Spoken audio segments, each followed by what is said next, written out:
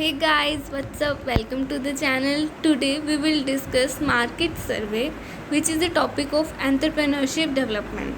So let's see what is market survey. Market सर्वे क्या होता है, देखते हैं अब क्या होता है. एक ऑब्जेक्टिव और systematic collection, recording and analysis and interpretation of data about existing और potential markets for a product और सर्विस. यानी कि किसी भी प्रोडक्ट या सर्विस को बनाने के लिए जब हम एक सिस्टमैटिक कलेक्शन करते हैं, रिकॉर्ड करते हैं, एनालिसिस करते हैं डाटा को कि क्या पोटेंशियल है मार्केट का, उसे हम मार्केट सर्वे कहते हैं. अब हम देखते हैं इसके ऑब्जेक्टिव्स या इम्पोर्टेंस क्या है मार्केट सर्वे की. Number 1 is minimize risk. यानी कि मार्केट सर्वे अगर हम कर लेते हैं, हम मार्केट की डिमांड को समझ लेते हैं, तो इससे क्या होता है, हम जो भी रिस्क है उसको मिनिमाइज़ कर सकते हैं और जो प्रोबेबिलिटी है सक्सेस की उसको बढ़ा सकते हैं. नेक्स्ट है स्टडी द चेंजेस. मार्केट्स जो होती हैं वो रैपिडली चेंज हो रही होती हैं और वो बहुत कॉम्प्लेक्स और कॉम्पिटिटिव बन जाती हैं. इसलिए बहुत डिफ़िकल्ट होता है कि हम जो भी स्पीड से मार्केट चेंज हो रही है उस स्पीड से हम अपनी डिमांड और सप्लाई को चेंज कर सकें. तो जो भी चेंजेस हो रहे हैं मार्केट में उनको स्टडी कर सकते हैं with the help of market survey. Number 3 is guide production. हमेशा ये कन्वीनियंट रहता है मैन्युफैक्चर के लिए an item but difficult to sell. मतलब हम बहुत इजी होता है हमारे लिए कि हम किसी भी आइटम को मैन्युफैक्चर कर सकें, लेकिन उसको सेल करना बहुत डिफ़िकल्ट होता है. इसलिए क्या होता है, हम प्रोडक्शन ही वही करें जो मार्केट को नीड है. यानी कि जो एक पर्सन की डिमांड है उसको स्टडी करने के बाद ही हम हमारी प्रोडक्शन प्रोड्यूस करें. नंबर 4 है मार्केट साइज़ एंड शेयर. जो ऑब्जेक्टिव है मार्केट सर्वे का वो ये है कि हमें इन्फॉर्मेशन मिले कि मार्केट का साइज़ क्या है और जो हम प्रोडक्ट सेल कर रहे हैं उसमें कितनी बड़ी मार्केट बन सकती है. नंबर 5 है इंडिकेट पैटर्न ऑफ डिमांड. जो मार्केट सर्वे है उससे हम पैटर्न ऑफ डिमांड भी समझ सकते हैं कि सीजनल है, फ्लक्चुएटिंग है, ये सब. नेक्स्ट है एक्सप्लेन स्ट्रक्चर ऑफ मार्केट. जो भी मार्केट है उसका स्ट्रक्चर समझने के लिए भी हमें मार्केट सर्वे की हेल्प नीड होती है. Next is buying habits and motive of buyers. हम मार्केट सर्वे की हेल्प से एस्टिमेट कर सकते हैं कि बाइंग हैबिट्स क्या है बायर की और उनका मोटिव क्या है, उन्हें कैसा प्रोडक्ट चाहिए. सो नेक्स्ट हमारा टॉपिक है प्रोसेस ऑफ मार्केट सर्वे. हम देखते हैं कि सबसे पहले जो फर्स्ट स्टेज है वो है डिफाइनिंग ऑब्जेक्टिव्स. यानी कि जो भी ऑब्जेक्टिव्स हैं उन्हें डिफ़ाइन करना. ऑब्जेक्टिव क्या होते हैं कि हम एक प्रॉपर और करेक्ट ऑब्जेक्टिव बनाएं.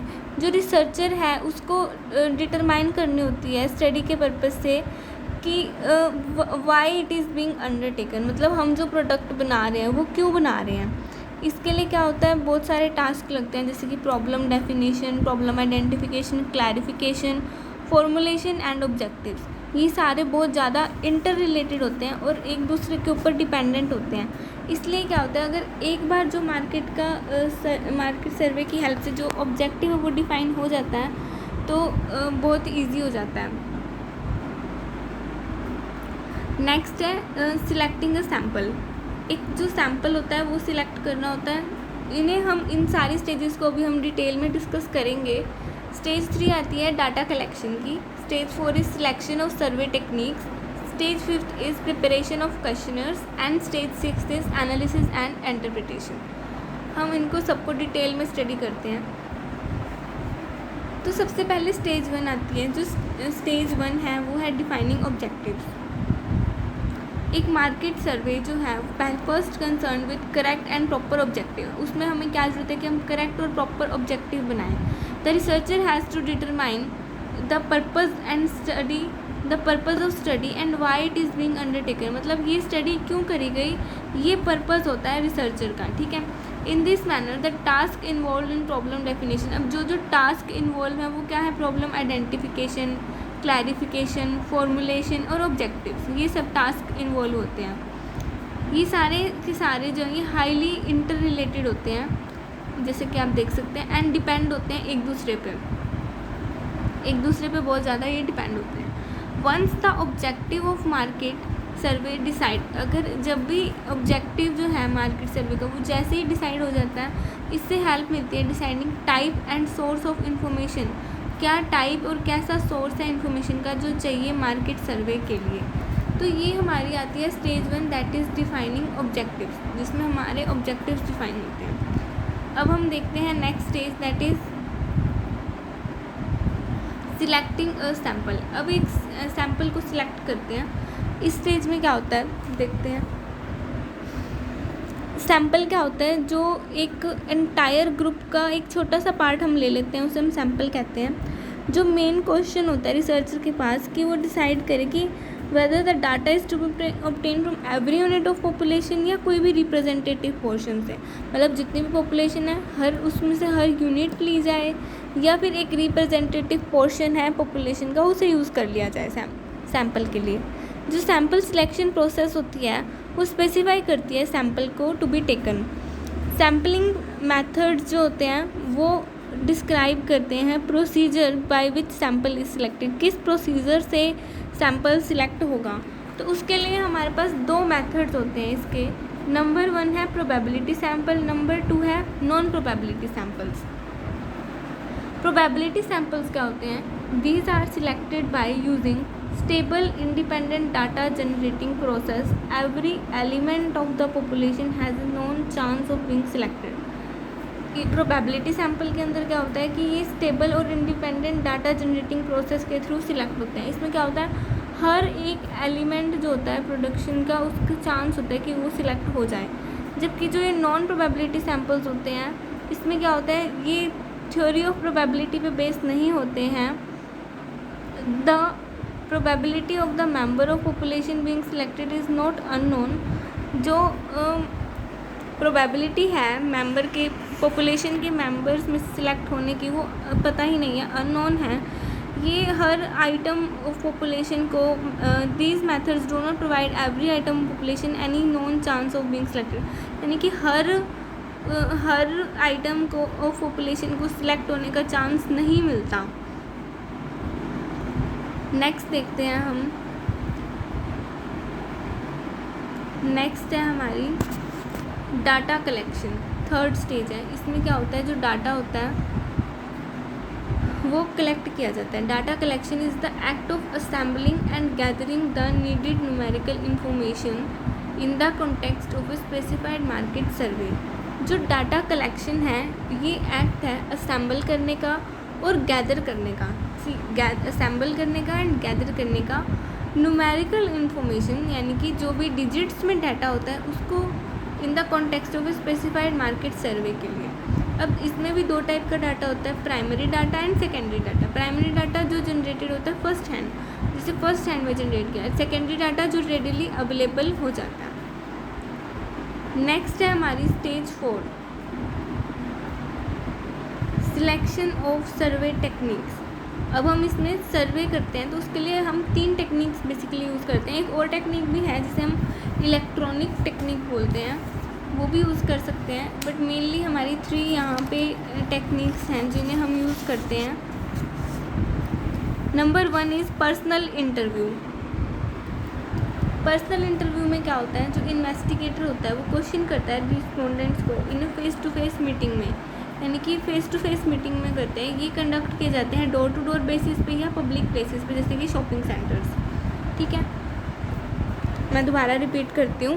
पर्सनल इंटरव्यू में क्या होता है, जो इन्वेस्टिगेटर होता है वो रिस्पोंडेंट से फेस टू फेस मीटिंग में क्वेश्चंस पूछता है। पर्सनल इंटरव्यू जो है वो कंडक्ट किए जाते हैं डोर टू डोर बेसिस पे या पब्लिक प्लेसेस पे, जैसे कि शॉपिंग सेंटर। जो यूजुअल अप्रोच होती है इंटरव्यू की वो ये होती है कि वो खुद को आइडेंटिफाई करे as a potential respondent and attempt to secure respondent cooperation, मतलब जो रिस्पोंडेंट है उसकी भी कोऑपरेशन हो आंसर करने में list of pre determined question जो भी पहले डिसाइड किए गए हैं। फिर आता है हमारा नेक्स्ट मेथड, वो है टेलीफोन मेथड। अब इसमें क्या होता है, 3 मेथड आते हैं, traditional telephone method, computer assisted telephone interviewing and completely automated phone telephone survey. सबसे पहले हम देखते हैं टेलीफोन सर्वे में क्या होता है। टेलीफोन इंटरव्यूज़ जो होते हैं ये यूज़ किए जाते हैं पर्सनल इंटरव्यू में, स्पेशली जब इंफॉर्मेशन जो है वो कलेक्ट करनी हो क्विकली और कम खर्चे में। इसमें जो अमाउंट ऑफ इन्फॉर्मेशन चाहिए होती है ये तब यूज़ होता है जब हमें इन्फॉर्मेशन जो है वो लिमिटेड अमाउंट में चाहिए, ताकि हम फ़ोन करके उनसे पूछ सकें। फ़ोन पे सब इतना टाइम नहीं स्पेंड कर सकते। The telephone interview is well suited to such research problem as determine coincidental viewing of television or listening to radio programs। ठीक है, नेक्स्ट है कंप्यूटर असिस्टेड टेलीफोन इंटरव्यू, जिसे CATI भी कहते हैं। ये काफ़ी पॉपुलर है ट्रेडिशनल टेलीफोन मेथड से। ये कंप्यूटराइज क्वेश्चनर एडमिनिस्ट्रेटर है रिस्पोंडेंट्स के लिए ओवर टेलीफोन पे। फिर है कम्प्लीटली ऑटोमेटेड टेलीफोन सर्वे, जिसे CATS भी कहते हैं। यूजिंग मोर सोफिस्टिकेटेड सॉफ्टवेयर से जो रिसर्चर्स हैं उन्होंने डिवाइस किया है fully automated telephone interviewing data collection process. ये सिस्टम जो है इसमें ह्यूमन इंटरव्यूअर का कोई रोल नहीं है। फिर हम आते हैं मेल मेथड पे। जो मेल मेथड है ये क्या होता है देखते हैं। जो मेल सर्वे होते हैं ये एक बहुत ही ज़्यादा इनएक्सपेंसिव मीन्स है जब भी हमें एक इन्फॉर्मेशन को गैदर करना हो, तो मतलब ये काफ़ी सस्ते हैं। हमें सिंपली एक मेल भेजना है किसी पर्सन को और उस बेस पे वो अपना जो भी हमारे क्वेश्चंस है उसे फिल कर देगा। ठीक है, from a widely disperse survey sample and in some circumstance I prefer to other survey method because they eliminate. इसमें इंटरव्यूअर का इंटरव्यू एलिमिनेट कर दिया जाता है। ये रिस्पोंडेंट्स को अलाउ करता है कि वो चेक करें records and can be completed, और जब भी रिस्पोंडेंट के पास टाइम हो वो उस अकॉर्डिंग उस मेल को फिल कर सकते हैं। अब हमारा नेक्स्ट स्टेज है वो है प्रिपरेशन ऑफ क्वेश्चनर्स। अब इसमें क्या होता है, क्वेश्चंस बनाए जाते हैं। अब क्वेश्चंस देखते हैं, जैसे कि एक सिंपल टूल है for collecting and recording information about a particular issue of interest. जो ऑब्जेक्टिव है वो ट्रांसलेट करना है रिसर्चर की इन्फॉर्मेशन को जो चाहिए एक सेट ऑफ स्पेसिफिक क्वेश्चंस में, जो रिस्पोंडेंट्स विलिंग है और वो एबल है उस चीज़ को आंसर करने के अंदर। अब जब भी हम ये क्वेश्चनर्स बनाते हैं ना, तो इसमें हमें कुछ चीज़ें याद रखनी पड़ती हैं। वो क्या होती हैं, जैसे कि सबसे पहला है कि क्लैरिटी हो, यानी कि आपको एकदम क्लियर डाटा मिले according to selected survey technique, उसके अकॉर्डिंग हो। और जो क्वेश्चंस है ना वो लिमिटेड नंबर के हों, यूँ नहीं कि आप सारे क्वेश्चंस डाल दो, या जो भी लिमिटेड नंबर होने चाहिए। इसको सिंपल रखना चाहिए। ठीक है, सिंपल होना चाहिए। और क्या है, अनडिज़ायरेबल क्वेश्चंस जो होते हैं जैसे कि उनके पर्सनल क्वेश्चंस वो अवॉइड किए जाने चाहिए, अननेसेसरी क्वेश्चंस अवॉइड किए जाने चाहिए। और एक प्रॉपर सीक्वेंस होना चाहिए क्वेश्चंस को पूछने का। ठीक है, ये सारी चीज़ें जो हैं वो ध्यान में रखनी चाहिए। फिर आता है एनालिसिस एंड इंटरप्रिटेशन। ये हमारी लास्ट स्टेज होती है मेल सर्वे के अंडर, मार्केट सर्वे के अंडर। इसमें क्या होता है, जो भी डाटा एनालाइज किया गया है इसमें क्या होता है, एडिटिंग, कोडिंग एंड टेबुलेशन होता है डाटा का। एडिटिंग क्या होती है, वो प्रोसेस होती है जिसमें डाटा कलेक्शन फॉर्म्स को रिव्यू किया जाता है टू एज्यूम दैट वो कंप्लीट है, कंसिस्टेंट है एंड दैट द इंस्ट्रक्शंस वो फॉलो हुई हैं या नहीं हुई।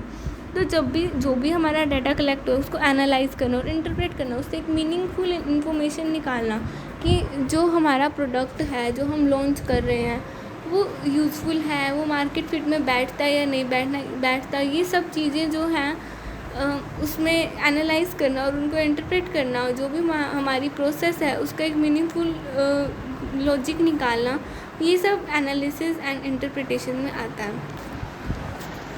So that's all for today. If you like my video, please do like, share and subscribe to my channel. Thanks for watching.